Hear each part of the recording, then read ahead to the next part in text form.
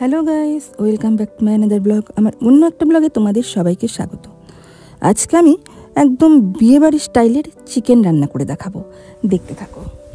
দেখতে পাচ্ছ কত সুন্দর লাল লাল চিকেন। কিভাবে রান্না করছি দেখতে থাকো তোমরা। এই দেখো বন্ধুরা, খুব সিম্পলভাবে কিন্তু করব। চিকেন ধুয়ে নিয়েছি, লাগছে পেঁয়াজ বাটা, আদা রসুন বাটা, লঙ্কা বাটা, জিরে গুঁড়ো, ধনে গুঁড়ো, হলুদ, লবণ, কালারের জন্য কাশ্মীরি লঙ্কা গুঁড়ো, আর লাগছে গরম মশলা। আর কিন্তু বেশি কিছু আমি এখানে ইউজ করছি না। দেখো, কড়াইতে দিয়ে দিলাম পর্যাপ্ত পরিমাণ তেল। তেল গরম হতে প্রথমে চিকেনগুলোকে দিয়ে ভেজে নিতে হবে।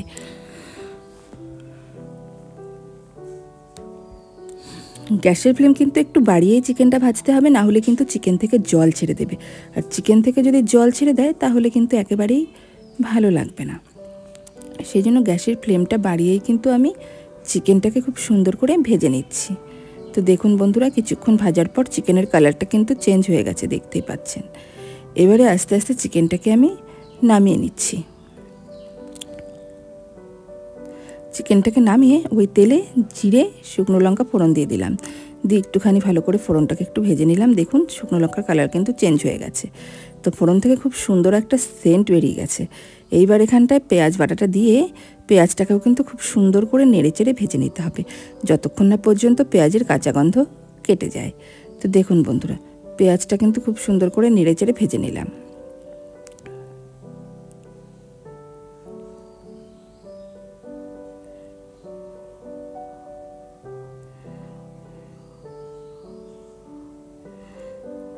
এরপরে এখানটায় দিয়ে দিব হলুদ আর লবণ। তো হলুদ লবণটা দিয়েও কিন্তু খুব সুন্দর করে মশলাটাকে আমাদের কষিয়ে নিতে হবে।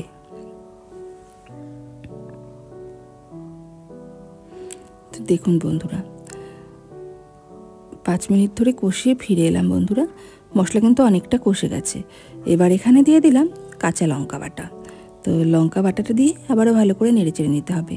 যারা যেরকম ঝাল পছন্দ করেন সেরকম পরিমাণ কিন্তু আপনারা লঙ্কাটা অ্যাড করে দেবেন। তো দেখুন বন্ধুরা, আরও 5 মিনিট ধরে কিন্তু আমি মশলাটা কষিয়ে নিচ্ছি। মশলা কষানোর উপরেই কিন্তু রান্নাটা, সেই জন্য মশলাটাকে খুব ভালো করে কষাতে হবে যাতে করে কোনো কাঁচা গন্ধ না থাকে। এই সময় এখানটায় দিয়ে দিচ্ছি আদা রসুন বাটা।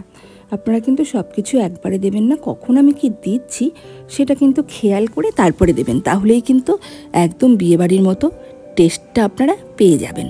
তো দেখুন বন্ধুরা, আদা রসুনটা দিয়েও কিন্তু খুব সুন্দর করে নেড়েচেড়ে ভেজে নিতে হবে, মানে মশলাটাকে কষিয়ে নিতে হবে। এবারে দিয়ে দিচ্ছি কালারের জন্য কাশ্মীরি লঙ্কা গুঁড়ো। কাশ্মীরি লঙ্কা গুঁড়ো দিয়ে আবারও খুব সুন্দর করে মশলাটাকে কষাচ্ছি। তো মশলাটা দেখুন বন্ধুরা, মোটামুটি আমাদের কষানো হয়ে গেছে। তো আরও 5 মিনিট কষানোর পর দেখুন মশলা কষানো হয়ে গেছে।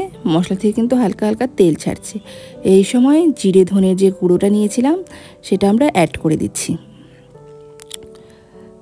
এই মশলাটা দিয়েও কিন্তু খুব সুন্দর করে আমাদেরকে কষাতে হবে যাতে করে কাঁচা গন্ধ না থাকে। দেখুন মশলা কিন্তু আমাদের খুব সুন্দর কষানো হয়ে গেছে, তেলও ছাড়ছে। এইবার এখানটায় দিয়ে দিলাম ভেজে রাখা চিকেনগুলো। তো চিকেনগুলো দিয়ে মশলার সঙ্গে খুব সুন্দর করে কষে নিতে হবে আমাদের। এই সময় কিন্তু গ্যাসটা লো ফ্লেমে রাখতে হবে। লো ফ্লেমে রেখে মশলাটাকে চিকেনের সঙ্গে কষতে হবে যাতে করে লেগে না যায়, সেই জন্য কিন্তু লো ফ্লেমে রাখা। তো এইভাবে 5 মিনিট কষে নিয়ে আমি আপনাদের সামনে ফিরে আসছি বন্ধুরা। 5 মিনিট পর দেখুন ঢাকা দিয়ে দিলাম। তো আরও 5 মিনিট পর ফিরে এলাম বন্ধুরা। এই দেখুন চিকেন থেকে কিন্তু হালকা হালকা তেল ছাড়ছে, দেখতেই পাচ্ছেন। তো আমার চিকেন কিন্তু কষা অলরেডি হয়ে গেছে মশলার সঙ্গে।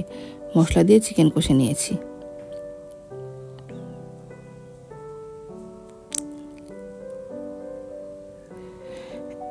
এইবারে এখানে অ্যাড করে দিচ্ছি 1 বাটির মতো জল আমি ফুটিয়ে রেখেছিলাম।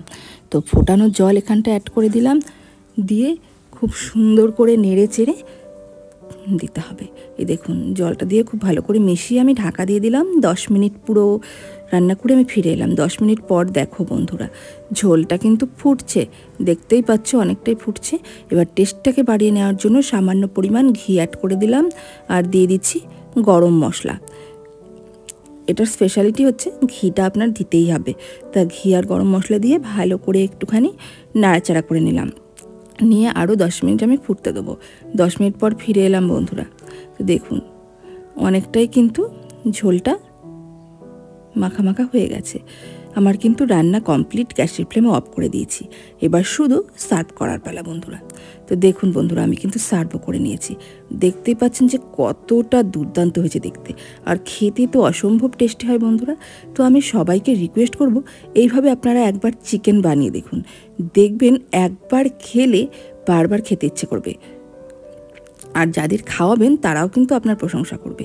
তো কেমন লাগলো বন্ধুরা আমাকে কিন্তু অবশ্যই কমেন্টে জানাবেন।